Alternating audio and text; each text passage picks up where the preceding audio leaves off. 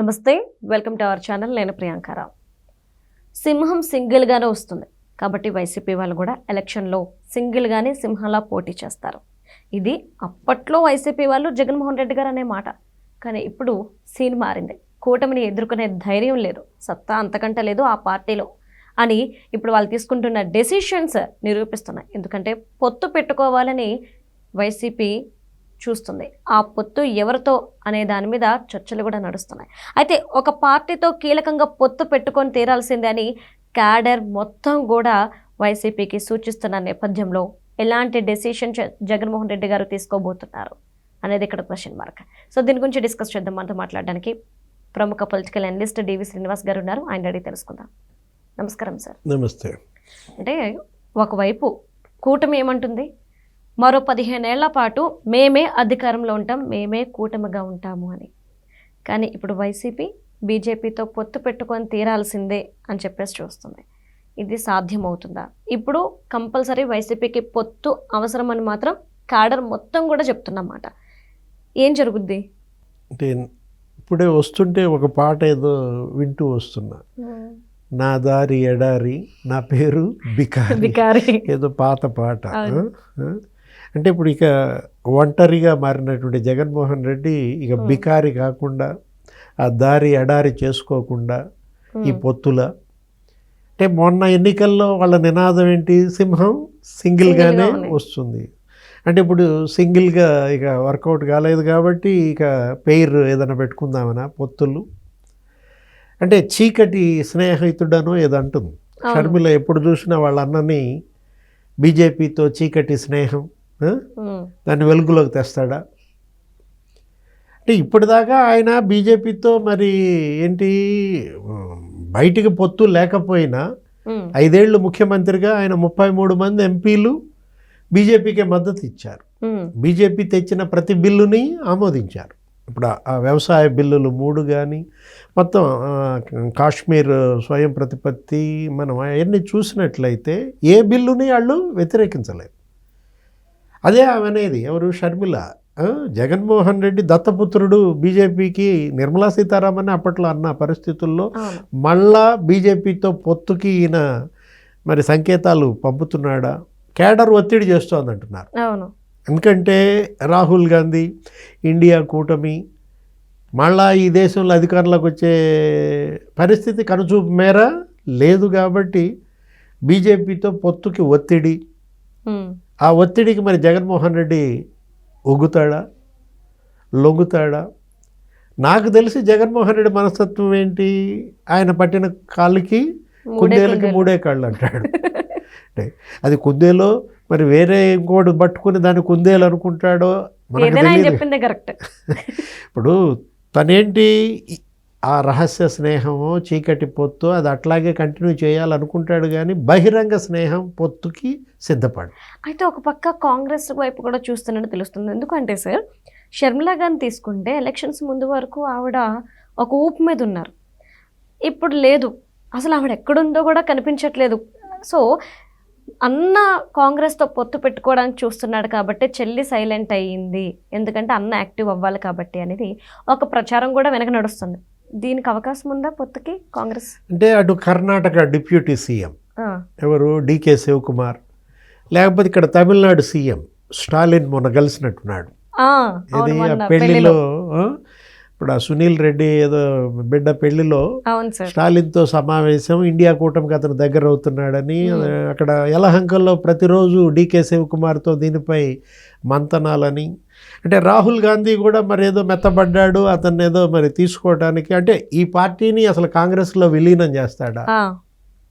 YSR Congress party ఇవాళ భవిష్యత్తు ఎలా ఉండబోతోంది? ఇప్పుడు అసలు ఆయనకు ఏదో 40% ఓట్ బ్యాంక్, ఇప్పటికి ఆ 40% ఓట్ బ్యాంకులో దగ్గర ఒక 20% పోయిందంటున్నారు.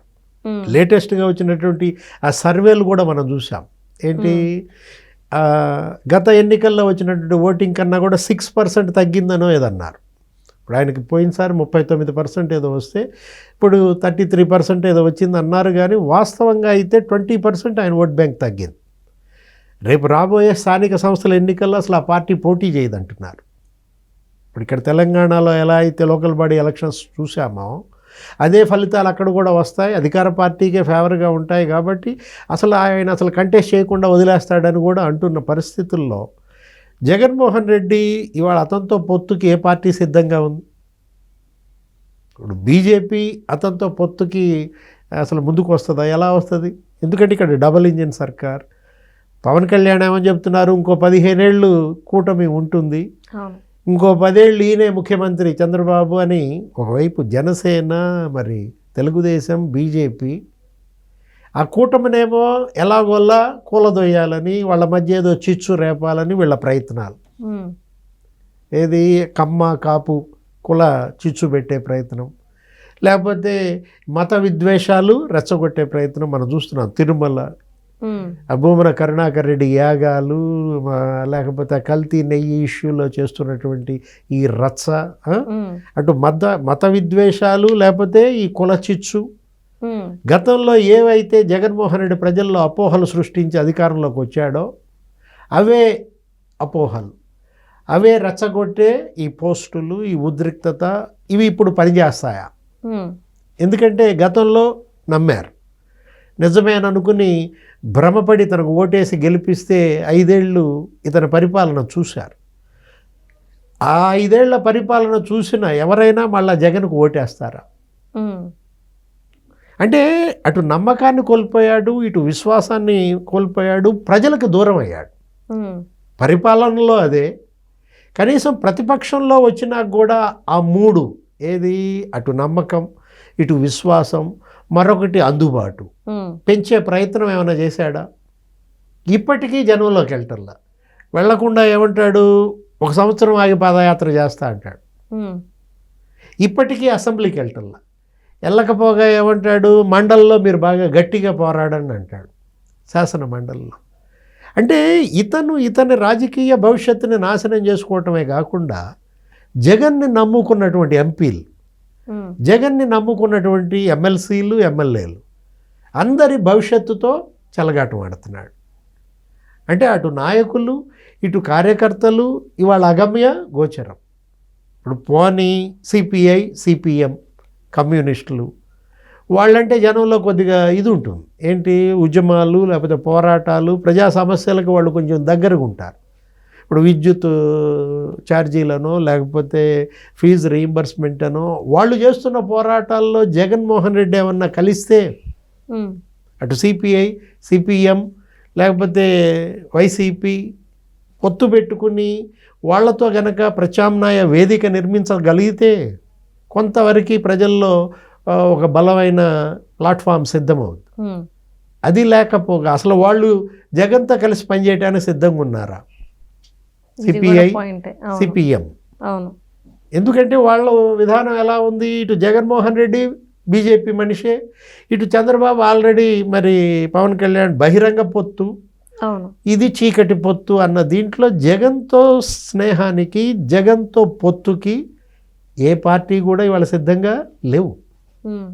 అదొక అంటరాని పార్టీగా, అతను ఒక అంటరాని నాయకుడిగా, అంటే అన్టచబుల్ మిగతా రాజకీయ పార్టీలు భావిస్తున్నప్పుడు నేను అంటోంది అదే, ఏంటి, నా దారి ఎడారి బికారి. Right. Thank you so much sir. నమస్తే.